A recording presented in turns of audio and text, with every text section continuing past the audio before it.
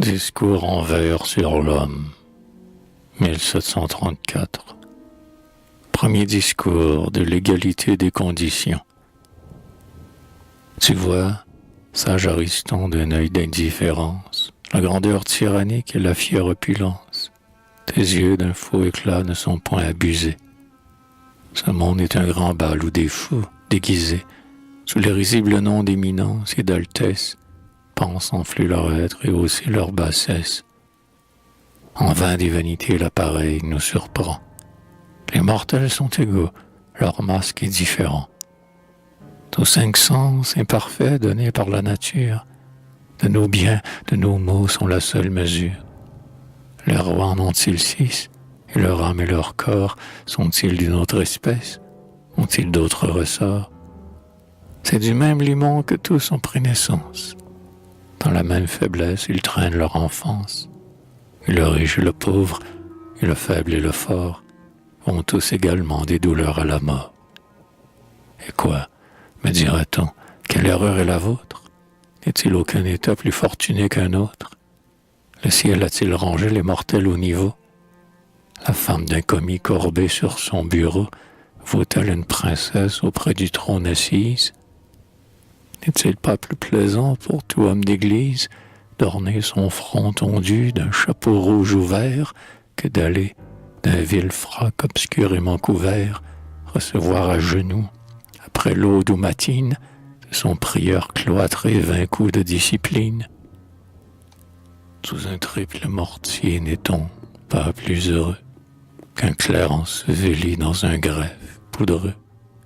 Non, Dieu serait injuste, et la sage nature, dans ses dons partagés, garde plus de mesure.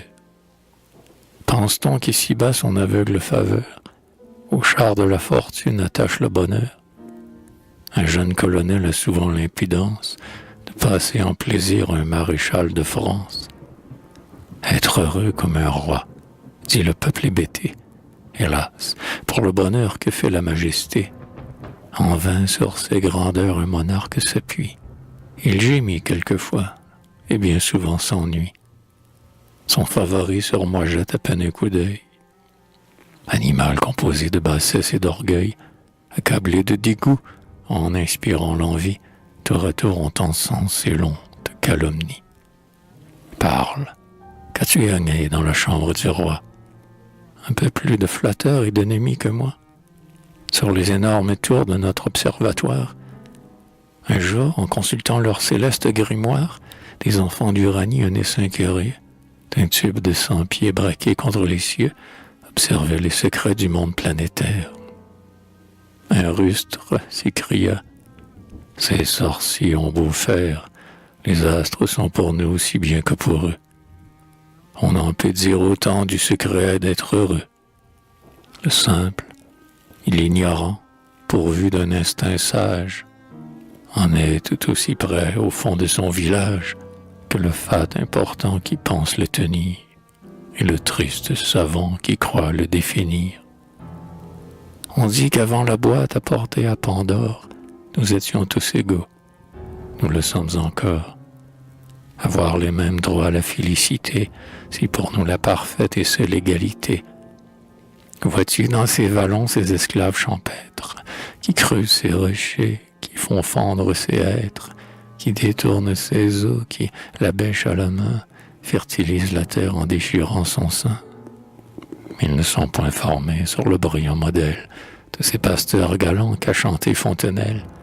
Ce n'est point Timarette et le tendre Tircis, de roses couronnées sous des myrtècies, entrelaçant leurs noms sur l'écorce des chênes, vantant avec esprit leur plaisir et leur peine.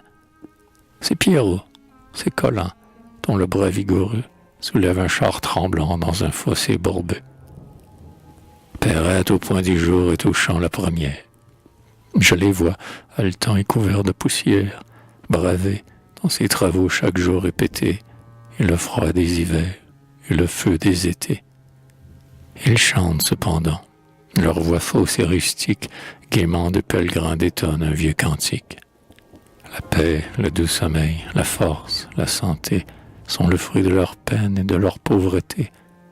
Si Colin voit Paris, ce fracas de merveilles, sans rien dire à son cœur, assourdit ses oreilles. Il ne désire point ses plaisirs turbulents. Il ne les conçoit pas. Il regrette ses chants. Dans ses chants fortunés, l'amour même l'appelle. Et tandis que d'amis, courant de belle en belle, sous des lambris dorés et vernis par Martin, des intrigues du temps composant son destin, dupé par sa maîtresse et haï par sa femme, prodigue à vain beauté ses chansons et sa flamme. Qu'est Églé, qui l'aimait pour Chloris qui le fuit, et prend pour volupté le scandale et le bruit. Colin, plus vigoureux et pourtant plus fidèle, revole vers Lisette en la saison nouvelle. Il vient, après 3 mois de regrets et d'ennui, lui présenter des dons aussi simples que lui. Il n'a point donné ces riches bagatelles qu'hébervant à crédit pour tromper tant de belles. Sans tous ces rien brillants, il peut toucher un cœur. Il n'en a pas besoin. C'est le phare du bonheur. L'aigle fier et rapide, aux ailes étendues, suit l'objet de sa flamme élancée dans les nues. Dans l'ombre des vallons, le taureau bondissant cherche en paix sa génisse et plaît en mugissant. Au retour du printemps, la douce Philomèle, attendrie par ses chants, sa compagne fidèle. Et du sein des buissons, le moucheron léger se mêle en bourdonnant aux insectes de l'air. De son être content, qui d'entre eux s'inquiète, s'il est quelque autre espèce, ou plus ou moins parfaite. Et qu'importe à mon sort, mes plaisirs présents, qu'ils soient d'autres heureux, qu'ils soient des biens plus grands. Mais quoi, cet indigent, ce mortel familique, cet objet dégoûtant de la pitié publique, d'un cadavre vivant traînant le reste affreux, respirant pour souffrir, est-il un homme heureux? Non, sans doute. Et Damas qu'un esclave détrône, ce vizir déposé, ce grand qu'on emprisonne, ont-ils des jours sereins quand ils sont dans les fers? Tout État a ses maux, tout homme a ses revers. Moins hardi dans la paix, plus actif dans la guerre, Charles aurait sous ses lois retenu l'Angleterre. Dufresne, moins prodigue et docile au bon sens, n'est point dans la misère avili ses talents. Tout est égal enfin, la cour a ses fatigues, l'église a ses combats, la guerre a ses intrigues. Le mérite modeste est souvent obscurci. Le malheur est partout, mais le bonheur aussi. Ce n'est point la grandeur, ce n'est point la bassesse, le bien, la pauvreté, l'âge mûr, la jeunesse, qui fait ou l'infortune ou la félicité. Jadis, le pauvre Irus, honteux et rebuté, contemplant de Crésus l'orgueilleuse opulence, murmurait hautement contre la providence.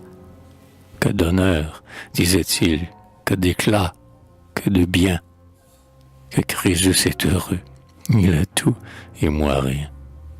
Comme il disait ces mots, une armée en furie attaque en son palais le tyran de Carie. De ces vils courtisans il est abandonné, il fuit, on le poursuit, il est pris, enchaîné. On pille ses trésors, on ravit ses maîtresses. Il pleure, il aperçoit, au fort de ses détresses, Irus, le pauvre Irus qui, parmi tant d'horreurs, sans songer aux vaincus, boit avec les vainqueurs. Ô Jupiter, dit-il, ô sort inexorable, Irus est trop heureux, je suis seul misérable. Ils se trompaient tous deux, et nous nous trompons tous. Du destin d'autrui ne soyons point jaloux. Gardons-nous de l'éclat qu'un fou dehors imprime. Tous les cœurs sont cachés, tout homme est un abîme. La joie est passagère et le rire est trompeur. Hélas, où donc chercher, où trouver le bonheur? En tout lieu, en tout temps, dans toute la nature, nulle part tout entier, partout avec mesure et surtout passager, or dans son seul auteur. Il est semblable au feu dont la douce chaleur, dans chaque autre élément secret s'insinue, descend dans les rochers, s'élève dans la nuit, va rougir le corail dans le sable des mers, et vit dans les glaçons qu'on durcit les hivers. Ciel, en nous formant, mélangeant notre vie, de désir, de dégoût, de raison, de folie, de moments de plaisir et de jours de tourment. De notre être imparfait, voilà les éléments. Il compose tout l'homme, il forme son essence, et Dieu nous pèse tous dans la même balance.